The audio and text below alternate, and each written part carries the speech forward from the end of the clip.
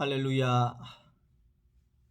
지난밤에도 또 주님의 품 안에서 평안히 잘 주무셨습니까? 새로운 아침이 시작되어졌습니다. 오늘 하루도 하나님의 손길 가운데서 우리 사랑하는 소망교회 모든 성도 여러분들의 하시는 모든 일들이 잘 되고 형통하기를 간절히 기도합니다.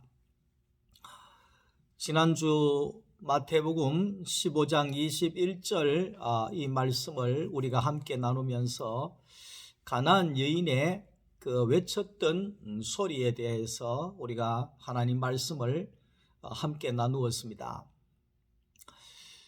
그 가나안 여인의 그 외치는 소리, 도와달라는 소리, 불쌍히 여겨달라는 그 소리가 들려지는 것 같습니다.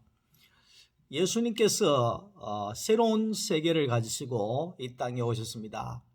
그러니까 마태복음 1장 1절 말씀에 보면 아브라함과 다윗의 자손 예수 그리스도의 세계라 그랬습니다.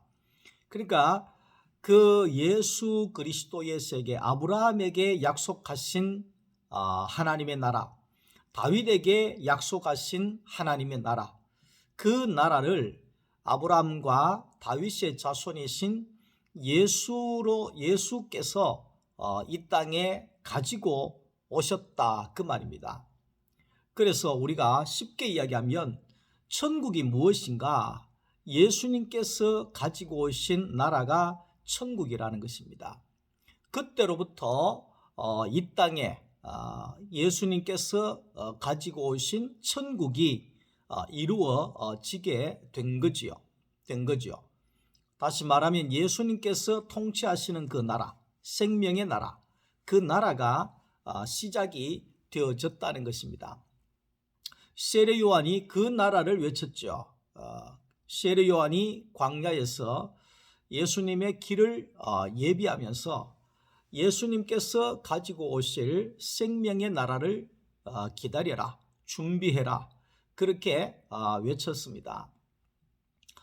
예수님이 이 땅에 오셨죠. 그 나라를 가지고 오셨죠. 영생의 나라, 생명의 나라, 하나님의 나라를 가지시고 예수님이 이 땅에 오셨습니다. 예수님이 이 땅에서 하나님의 나라를 증거했습니다. 그럴 때에 이 유대인들은 아무도 그 말씀에 관심이 없었습니다. 아무도 귀를 기울이질 않았습니다. 예수님의 그 말씀을 거역하고 배척하고 멸시하고 결국은 예수를 죽이려고까지 하는 그런 상황에 놓여지게 된 거지요. 그래서 우리 예수님께서 할 수 없이 빈들로 나가셔서 하나님의 복음을 전하시고, 그리고 바닷가로 나가셔서 하나님의 복음을 전했다는 것입니다.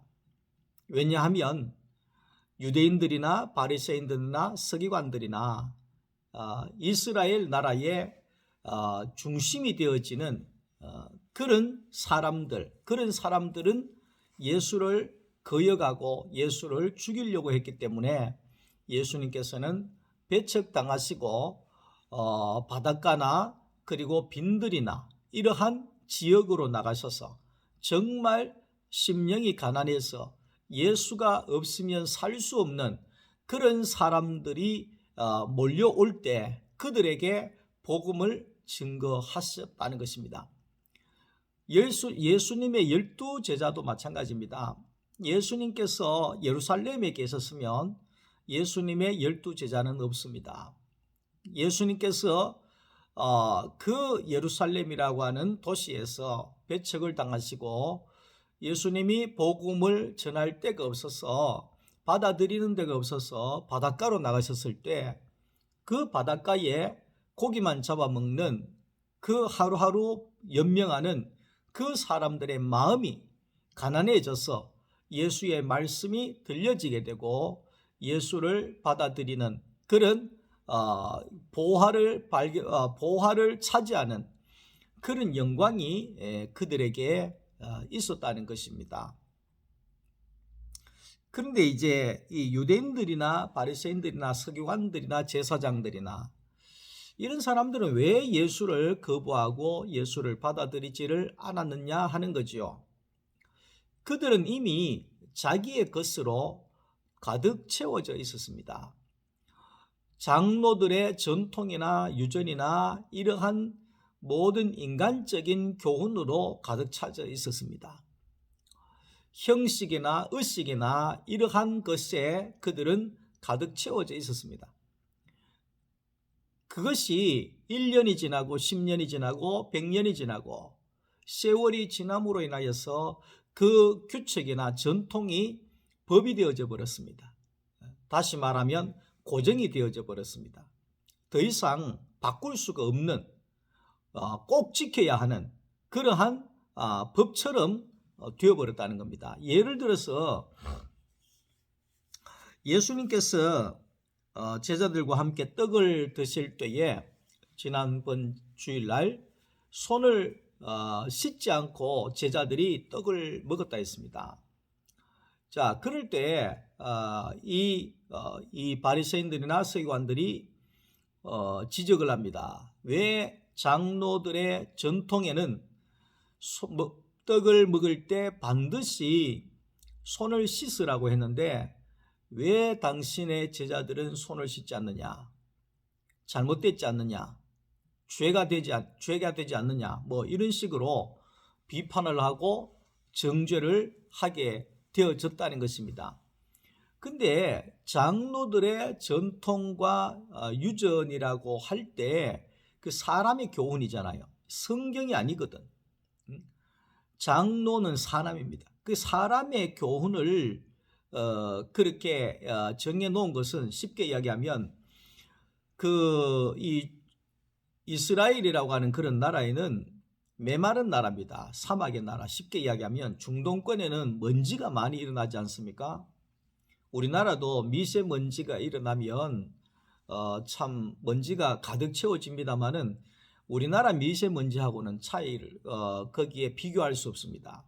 거기는 완전 먼지입니다. 먼지.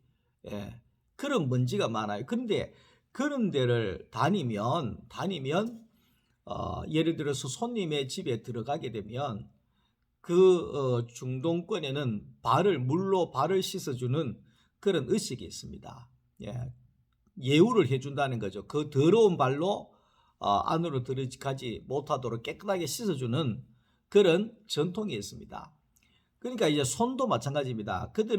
우리는 젓가락이나 숟가락을 쓰면서 이렇게 깨끗하게 먹지만 그 나라에는 무조건 손으로 다 먹습니다. 손으로. 인도 같이 밥도 반찬도 막 이 손으로 이렇게 버물러서 막 이렇게 먹지 않습니까? 그 나라의 문화죠. 그러니까 이스라엘 같은 경우에도 손으로 먹습니다. 근데 손으로 어떻게 먹느냐 하면 떡을 떼서 이렇게 먹게 된다는, 우리가 빵 먹듯이 이렇게 그들은 빵이 또 주식이니까 빵 먹듯이 이렇게 먹는다는 겁니다. 그러니까 너 빵 먹을 때 반드시 손 씻고 먹어라 정해놨다는 겁니다. 그게 내려오면서 법이 되어버렸다는 겁니다. 만약에 떡 먹을 때 손 안 씻고 먹으면 혼난다는 겁니다. 법적으로 혼난다는 거. 이것이 유대인들 사회의 현실이었습니다. 근데 손을 씻고 떡을 먹든지 손을 안 씻고 떡을 먹든지, 예를 들면 우리나라에서 화장실 갔다가 예를 들어서 손 안 씻고 밥을 먹었다. 그러면 넌 죄다. 넌 죄다 이러는 사람이 있나요? 없잖아요. 근데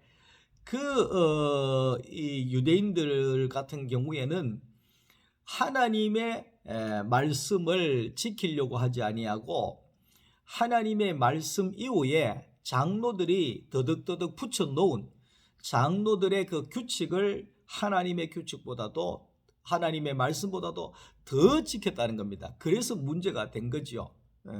그들은 이미 사람의 교훈을 따르는 사람이 된 거죠. 하나님의 말씀을 따르는 하나님의 사람이 아니었다는 것입니다. 예?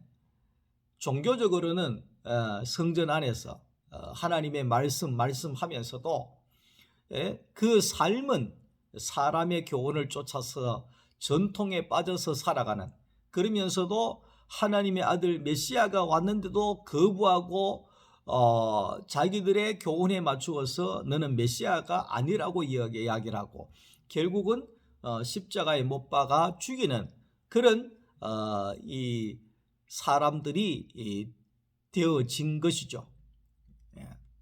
그러니까 우리도 마찬가지입니다. 새로운 것이 내 속으로 들어오지 아니하면 우리는 옛 것이 되고 죽어지게 되고 우리는 무너지게 되어져 있습니다. 다시 말하면 죽어지게 돼. 생각도 마찬가지입니다. 생각이 책을 읽어라 뭐 이런 이야기를 세상에서 말하잖아요. 책을 안 읽으면 새로운 것들이 들어오질 않고 이때까지 들어왔는 것들이 고정이 되어져서 딱딱하게 굳어져 버린다는 겁니다. 그러면서 다른 것은 절대로 받아들이질 않습니다. 내가 맞다는 겁니다. 내가 맞다는 겁니다. 고린도후서 5장 17절에 누구든지 그리스도 예수 안에 있으면 새로운 피조물이라. 이전 것은 지나갔으니 보라 새 것이 되었도다. 자, 우리는 그리스도 안에 있어야 새 것이 날마다 나오게 되어져 있습니다. 우리는 그리스도 안에 있어야지만이 날마다 새로운 피조물이 되어질 수 있습니다. 새로운 피조물. 그러니까 새로운 피조물이라고 하는 것은 우리가 이제 사람이 하나님의 형상으로 지어졌잖아요.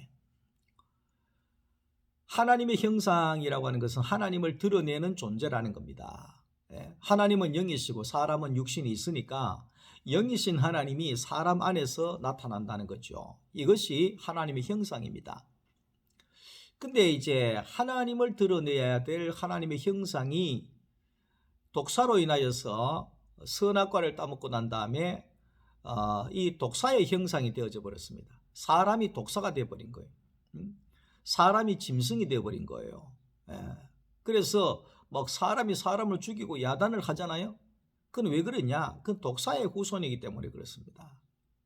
근데 이런 사람, 타락한 이 사람을 하나님께서 원형으로 다시 회복시키기 위해서 예수를 이 땅에 보내주신 것입니다.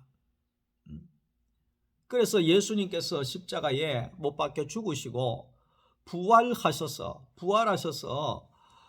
우리가 그 예수님의 십자가와 부활에 포함이 되어져서 이제는 예수로 말미암아 거듭난 사람, 예수로 말미암아 다시 태어난 사람, 그 사람이 새로운 피조물이라 이야기합니다. 다시 말하면 새로운 피조물은 원래 하나님의 형상으로 돌아갔다는 겁니다. 원래 하나님의 형상으로 사람이 돌아갔다. 그것이 새 사람입니다. 그러면 우리는 하나님만 드러나는, 하나님만 나타내는 그런 존재가 되어졌다. 이것이 바로 구원이라고 이야기를 합니다. 이것이 바로 회복이라고 이야기를 할 수가 있는 것입니다. 자, 그래서 참 우리가 어떠한 것에 고정된다고 하는 것은 죽는 것을 의미합니다. 우리의 생각도 고정이 되면 생각이 죽습니다. 우리의 마음도 마찬가지입니다. 제가 그 과거에 이 전도사 때 설교를 노트를 한 번씩 보면 뭐 이런 말을 했을까? 뭐 성경의 참 그런 내용들을 보면 너무 그래요. 근데 왜 그러냐면 성경도 10년 전에 설교와 지금의 설교는 다릅니다. 왜 그랬겠습니까? 생명이 자라나기 때문에 더 성숙된 말씀이 나오게 되는 것입니다. 옛날에는 성경에 이렇게 되어 있는데, 이렇게 해석을 했는데, 아닙니다. 생명이 자라나면 그 해석도 또 바뀌어지게 되는 것입니다. 그것을 고정시켜버리면 성경이 죽어지게 되어 있습니다. 하나님의 말씀은 살아있고 운동력이 있어 좌우의 어떤 날생금보다도 예리하여 혼과 영과 골수를 찔러 쪼개기까지 한다. 그 말은 뭐겠습니까? 하나님의 말씀은 살아있다는 겁니다. 근데 우리는 아이 뭐 20년 전에 성경 해석이 그러니까 지금도 또 그렇게 해야지. 바꾸면 안 되지. 이거는 완전히 성경을 죽이는 것입니다. 예? 성경을 죽이는 것입니다. 거기에 예를 들어서 우리 성경 주석가들이 많이 있지 않습니까? 위대한 성경 주석가들이 많이 있어요. 예? 근데 우리는 성경 주석가도 결국 사람입니다. 사람입니다. 예. 근데 그분이 해석해 놓은 것을 법으로 고정시키면 안 된다는 것입니다. 예.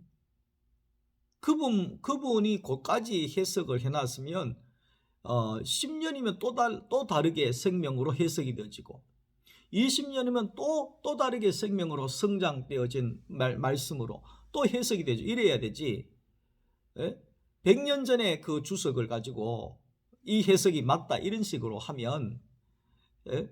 하나님의 말씀을 다 죽이는 거나 똑같다는 것이죠. 예.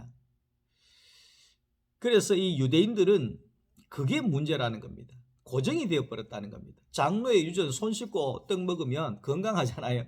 요즘에 코로나라서 다 손 씻고 밥 먹잖아요. 좋은 거잖아요. 그런데 그거는 사람의 건강을 위해서 좋은 거지 신앙하고는 하나님하고는 관계가 없는 거잖아요. 그런데 이것을 하나님의 법처럼 그렇게 강요를 해서 그렇게 자기들의 생각으로 굳어져 버렸다. 하나님의 그 말은 자기들의 생각으로 굳어지니까 하나님의 말씀이 들어올 자리가 없다 그 말이죠. 자기들의 전통으로 굳어지니까 예수가 들어올 자리가 없는 거예요. 들어올 자리가 없는 거예요. 자기들의 생각과 주장으로 견고해지니까 예수의 은혜가 들어올 자리가 없어지는 거죠. 그런데 오늘 그 은혜의 자리가 없고 예수가 들어올 자리가 없고 사람의 전통으로 말씀이 들어갈 자리가 없는 상황에서 가나안 여인의 사건이 일어나게 된 겁니다. 가나안 여인은 두로와 시돈 지역의 그 지역에 거기가 이제 수로보니게라고 하는 그 지역이 있답니다. 우리가 가나안 여인을 수로보니게 여인이라 얘기하잖아요. 그 두로와 시돈은 어디냐면 요즘으로 치면 레바논을 이야기합니다. 레바논 위쪽에. 그러니까 과거에는 그 이스라엘과 그 레바논 그쪽에 그 이 국경지대를 이야기하는 겁니다. 국경지대. 예, 국경지대. 그러니까 예수님께서 밀리고 어디까지 가셨느냐? 이방인이 가는 국경지대까지 예수님께서 복음 전도하러 나갔다는 겁니다. 그만큼 예루살렘은 지금은 이제 이스라엘에서 예루살렘을 자기들의 수도라고 이야기를 하잖아요. 그 왜 그러냐면 예루살렘의 중심은 예루살렘 성전입니다. 성전이 있는 곳이 이스라엘의 중심입니다. 지금도 마찬가지거든요. 그런데 거기에서 하나님의 말씀 천국의 복음을 증거했을 때 아무도 안 받더는 거예요. 예? 쫓겨나고 죽임을 당하려고 하고 배척하고 쫓아내고 이래서 빈들로 나갔다가 그 다음에 바닷가로 나갔다가 이제는 국경선까지 밀려나서 거기에 복음이 필요한 자들을 찾고 있는데 이 가나안 여인이 딱 온 거예요. 이방 지역의 가나안 여인이. 근데 이 가나안 여인이 예수님을 보면서 다윗의 자손 예수여 나를 불쌍히 여겨주십시오. 그렇게 나를 불쌍히 여겨주십시오. 그러면서 그 여인이 계속해서 소리를 지르면서 예수님 불쌍히 여겨주세요. 막 이렇게 소리를 지릅니다. 그런데 예수님의 반응이 좀 이상합니다. 이전 같으면 가기도 전에 찾아가서 도와줄 건데 예수님의 말씀이 침묵을 하고 있습니다. 그러니까 오죽했으면 뒤에 따라오는 예수님의 제자들이 예수님 저 계속 따라오는데 좀 돌아봐 주세요. 좀 도와주세요. 그냥 빨리 말씀 들어주고 좀 돌려보내세요. 너무 시끄러워가 안 되겠습니다. 뭐 이런 거예요. 그런데 이제 예수님께서 하시는 말씀이 나는 이스라엘의 잃어버린 양 외에는 보냄을 받지 않았다. 그 말은 이스라엘 백성들 외에는 내가 다른 사람에게 보냄을 받지 않았다. 이렇게 이야기를 한 거예요. 그러니까 이 여인이 얼마나 다급했는지 그 소리가 들렸는가 봐요. 그래서 그 여인이 더 크게 소리를 지릅니다. 주여 나를 도와주십시오. 예? 그러면서 주여 맞습니다.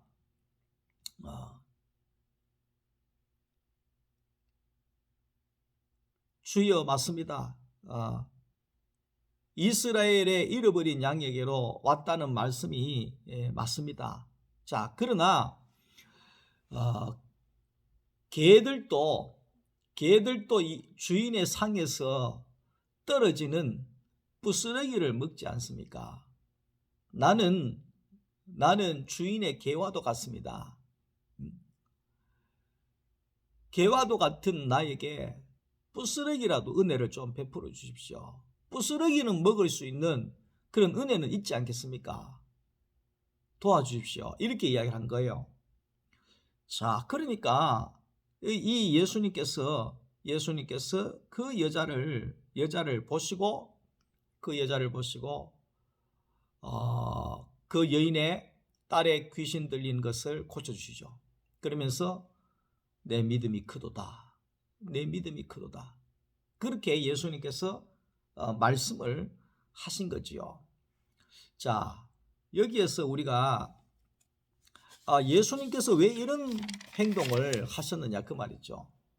여기에는 그 여인을 시험하려고 하는 의도도 있었다고 이야기를 할 수 있습니다. 이 여자가 진짜 믿음인지 그 시험도 하고, 그 다음에 예를 들어서 예수님께서 그 이방의 여인,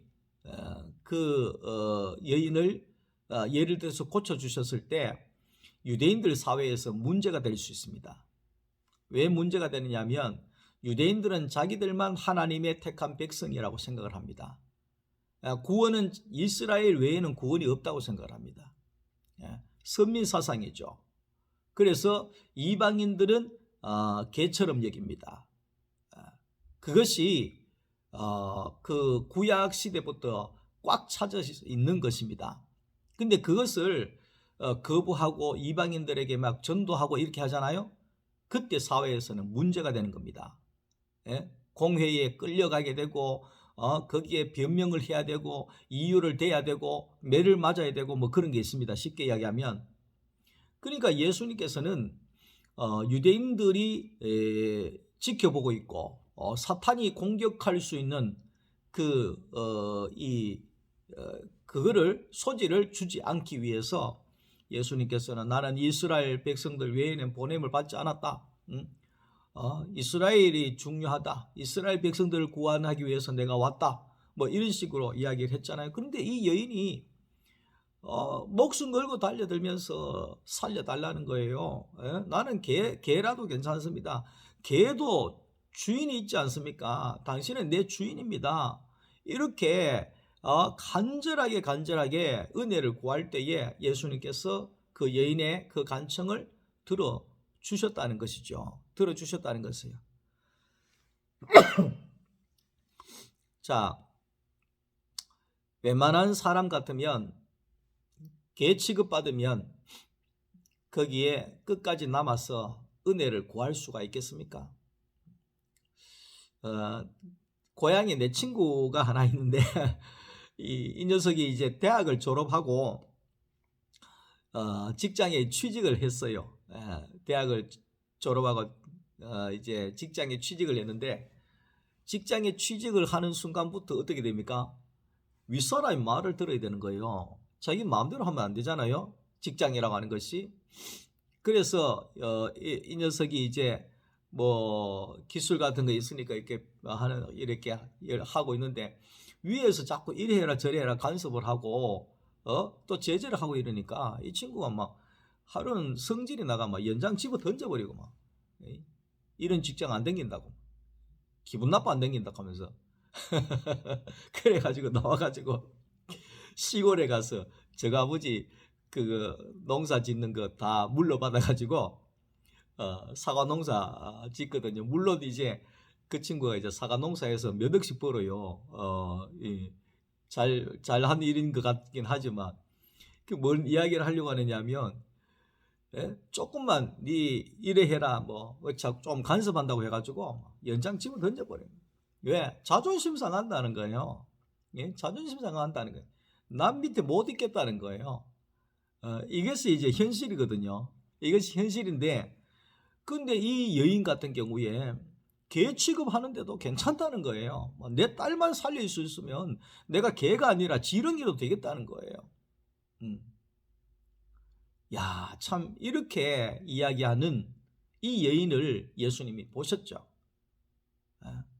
그렇게 복음을 전하는데도 우리는 장로들의 유전을 지켜야 되고, 우리는 그 생각이 안 맞고, 우리는 관심이 없고, 배척하고 거역하고 죽이려고 하고 이런 사람들만 보다가 예수님께서 오랜만에 참 심령이 가난한 마음을 가지고 예수 없으면 안 됩니다, 이 복음 없으면 안 됩니다 하는 이 여인을 만난 거예요. 그러면 할렐루야 하고 예수님께서 안아주고 니 진짜 잘 왔다 이래야 되는데 그리 안 했잖아요.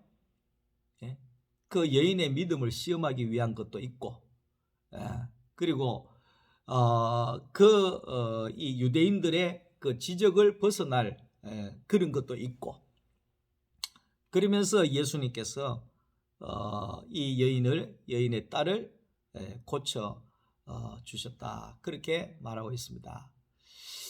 제 아내가 이제 그 차를 운전할 때, 물론 이제 큰 차를 운전할 때 제가 항상 제가 조언을 하는 것이 있습니다. 여보, 차를 운전하고 그럴 때 추월을 간다든지 이렇게 간다든지 이래 할 때 사람들이 잘 안 비켜주잖아요. 어떤 사람들은요, 내가 들어갈 차례인데도 들어갈까봐 있잖아요, 속력을 얼마나 내가지고 박을 정도는 쫙 치고 밀고 들어오는데 절대 안 비켜주는 사람도 많아요. 성격이 희한해요. 천천히 가다가도 내가 너무 천천히 가니까 내가 추월해 가려고 하면 더 빨리 가려고 하는 거야. 자존심 싸움입니까 그게? 자존심 싸움입니까? 아유, 그거 자기 이기려고 한다고 생각을 하는지, 아유, 목숨 걸고 달려들고 그래요. 그런데 제가 아내한테 이야기하죠.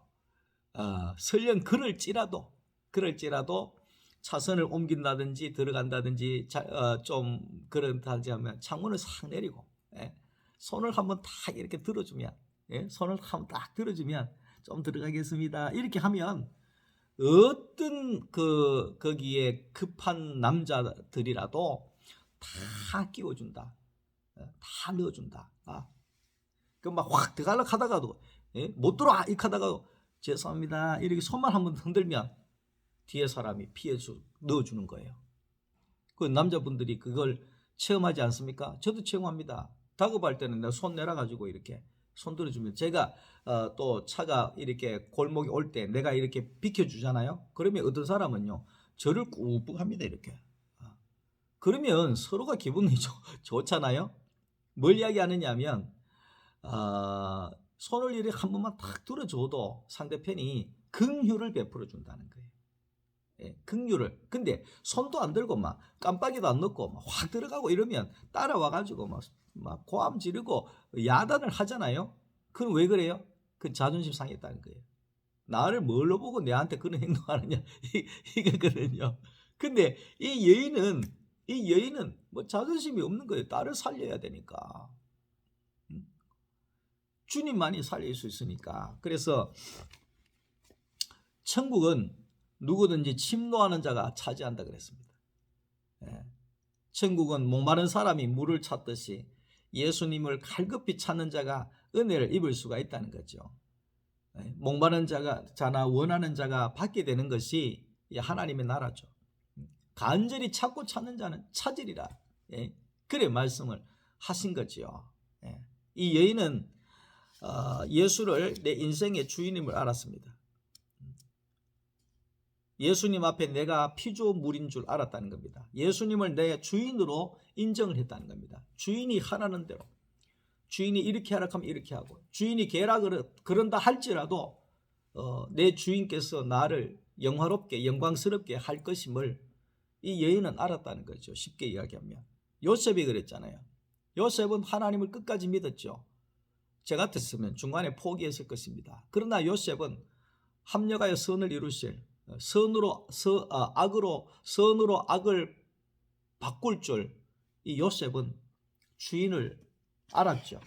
그래서 이 요셉은 그러한 담이 넘는 축복을 얻게 되어진 것이죠.